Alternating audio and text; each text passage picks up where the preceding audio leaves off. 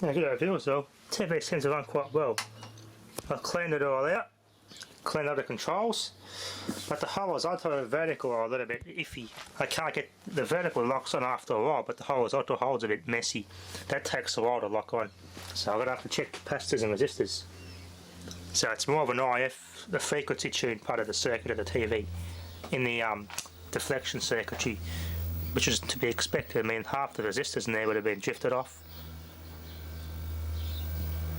Yeah, see the horizontal hold, but our Chrysler P117 does that too. Yeah, horizontal holds way off. It will after a while lock on though. Sometimes I turn on and off like that, can reset this and get it to lock on. But it does come good after a bit. So,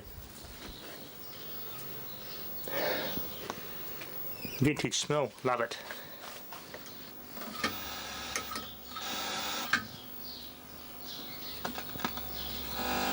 Need some repairs done. Yeah, horizontal hold.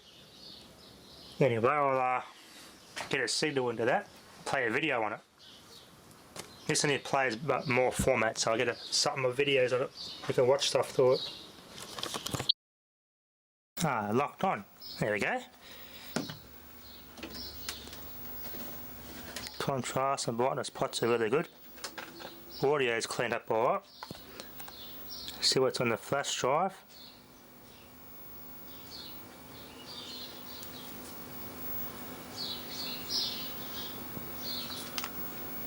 No, it won't tell me.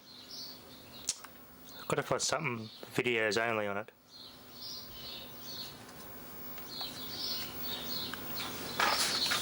Yeah, we can now recognise it. Another antenna here.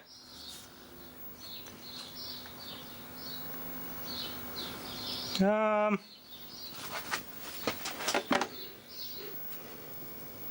capacitor's not getting warm. No more vintage smell anymore since I cleaned it. It's a little bit there now, it's fading away. Menu.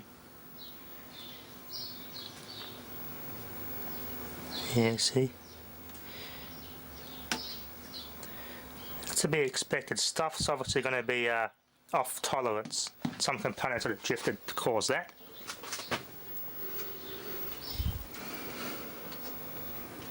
There we go, adjust the vertical there, so not so bad. What have I got on here? What have I got here? Pictures.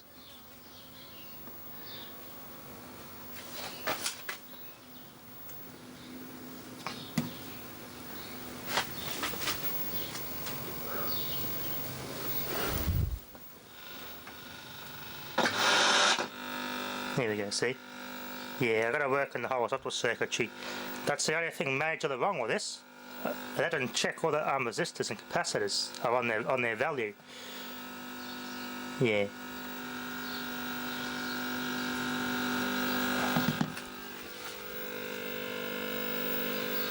Stuff's off value, see? Yeah, nothing too bad though. See here? Test you can do.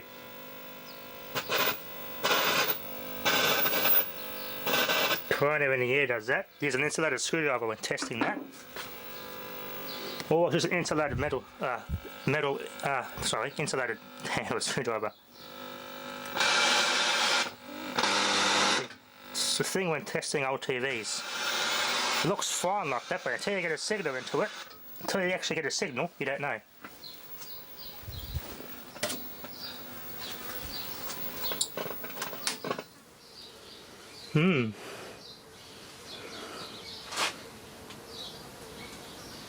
Feel for warmth.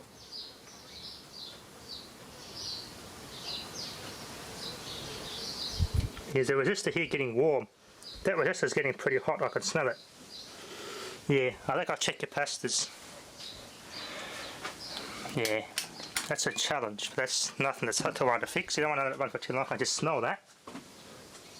So the resistor here. Oh, she's hot.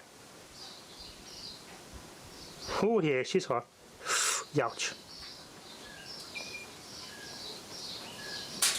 Just power resistor here.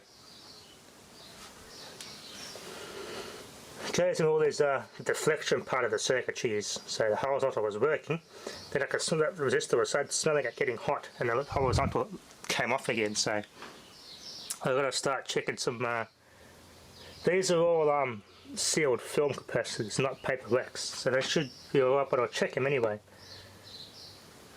Yeah, I check resistors too. Check the carbon composition resistors.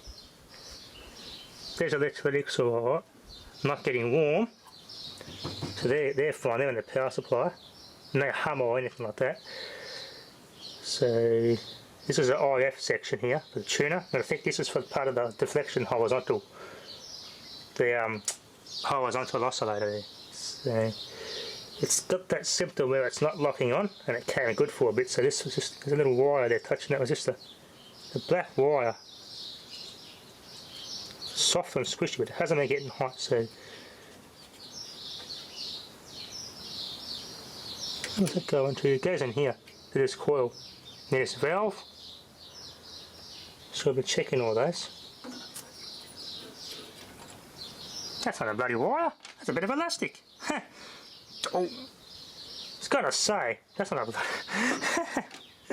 I don't know how I missed that when I was cleaning this out. Yeah, this resistor, I've got to check it.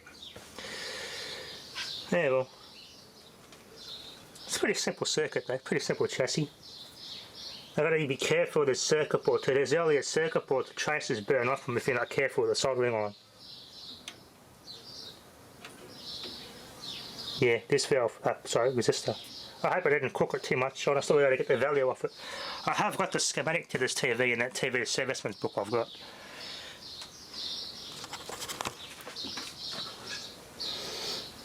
Anyway, got to trace the circuit that resistor's part off and find out if anything's if there's anything that's not too shorted in the pathway that to cause it to get hot. There's an inductor there near a valve. I think it's, yeah, it's an inductor, not a capacitor. One of these could have got damaged by the heat. Don't know, not electrolytic, so I don't think they would have. So hopefully my ASR meter can test the range at the value of those capacitors are in, otherwise I might have to use the audio method. But feed an audio signal to them and see how it reacts on the speaker. So resistor here, that's not very warm. Resistor there, it's just this one here. It's got hot, I can smell it. Like I smell like burning resistor smell. Hasn't smoked. Have a close look at that. I need a torch. Okay, well I'm looking closely. These actually are electrolytic capacitors. It's touching that bloody valve, so that probably definitely need to be replaced.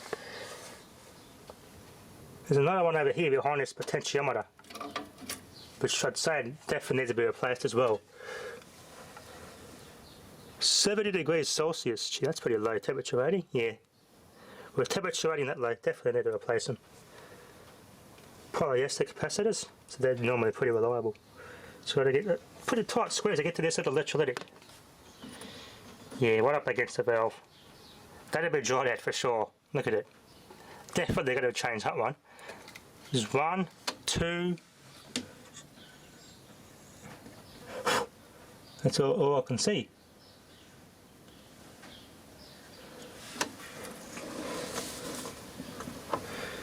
.8 k ohm resistor. This grey one here that was getting hot.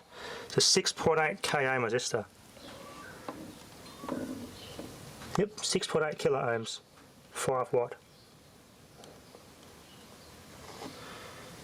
Okay, now looks pretty easy to get to, which is good.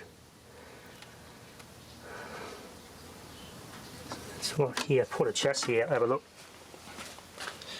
Just under the screw and the chassis slides up and lifts and sits up on a hinge. It's quite a convenient design.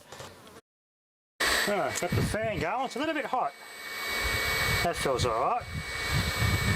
50 volt 100 microfarad, those transformers are alright. Oh, that's really got it there too. That feels warm too, that resistor might have damaged it because of the heat over time. G-Con. 50 microfarad, 12 volt, 70 degrees Celsius. 70 degrees Celsius, that's too low a temperature rating by today's standards. And that was touching up against it, so no doubt that'd be pushed out of tolerance. Power resistor there. Some diodes. So it's a solid state rectifier here. The rectifier is solid state, but it's got a valve over here, which I think is for the regulating. Could also be a rectifier valve, could be a hybrid solid state and valve rectification. So the power supplies are up, but I'll change it anyway. Best to change it even though it's working alright there. No dry joints, got two Xenon diodes. 1965, 2nd of the 9th, 1965. The date tag on that. No dry joints. So that electrolytic I've got to change is up here, which is right up inside there, solid up here. Oh, there's some paper Lex capacitors in there. I didn't see those. Now the high voltage side of the TV seems to work alright. 0.22 microfarad.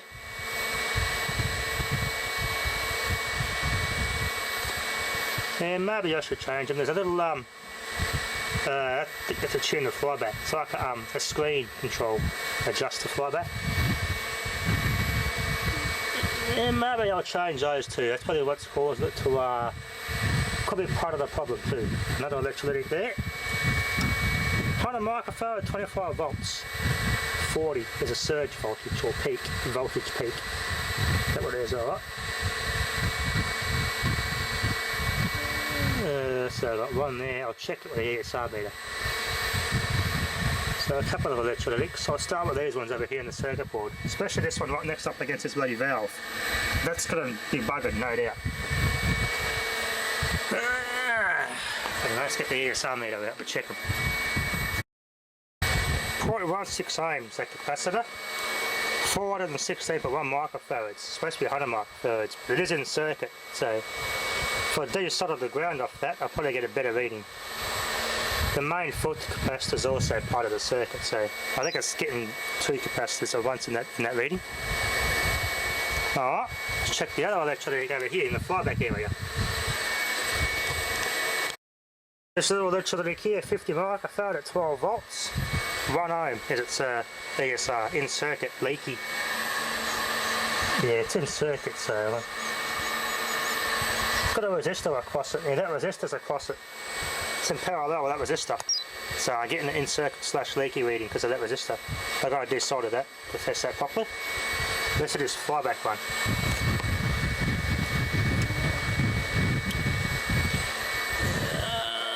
Alright, careful here. Connect it up. Alright. 100 microfarad, 0.88 ohms. Pretty good reading on it. 100 microfarads and it's measuring in circuit leaky. It's got a something else wired in parallel with it as well, so I'm getting the bad reading because I've got to take it out of the circuit too.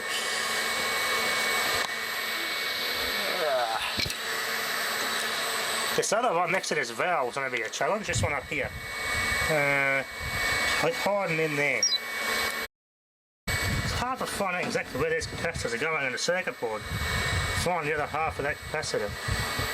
I'm testing, trying to find a bloody positive lead of this thing, it's not easy. So tightly packed the other components next to it. It's half the fun, I suppose.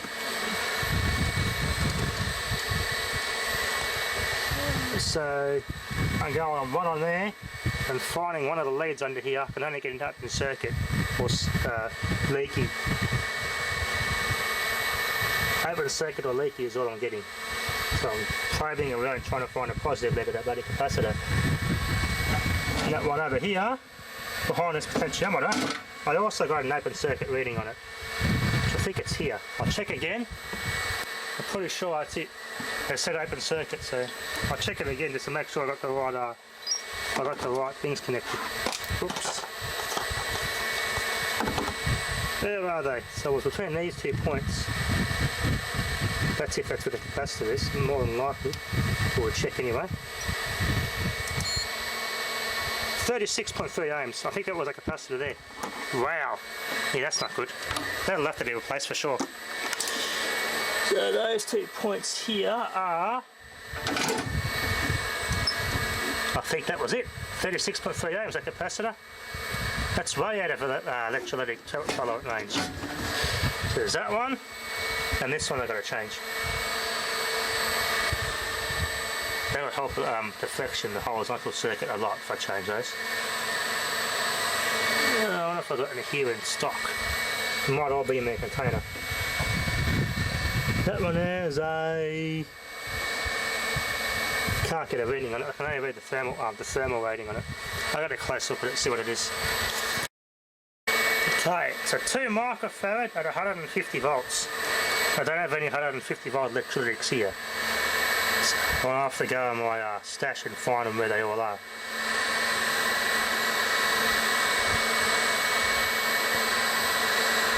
There we go, so yeah. It's probably going to be the same. It looks the same physical size, but I'll pull that valve out. Maybe I can get a reading. 6DX8 mini watt Phillips valve. Yeah, it's been cooked. Look at the discoloration on it. The G-Con, 2 microfarad, 150 volts. Alright. Doesn't have to be exactly 150 volts. I'll use a 200 volt capacitor there. Yeah, that'll be buggered too. I've got to change that one for sure. There's one, two microfarad at 150 volt capacitors. So I can put two microfarad of any voltage as long as it's rated more than 150 volts. Always go higher than the voltage rating, not lower. So they don't have to be. They don't have to be 150 volt rated. It could be a lot more than that. I could get 400 volt rated ones out for modern TV board if I wanted to. So two microfarad capacitors. I'll have to give me power supply stash, see if I can find any. I can fit radials too. There's enough spacing for an ordinary modern radial to fit in the circuit board. So, but I won't. If I had new ones, I could let them hang out and dangle with long leads. That way I can defeat this heat purpose of killing them. This is not so bad. I can angle it away from somewhere. But I think the 2 microfarad high voltage capacitors net is a lot smaller anyway, so I don't think it's going to be an issue.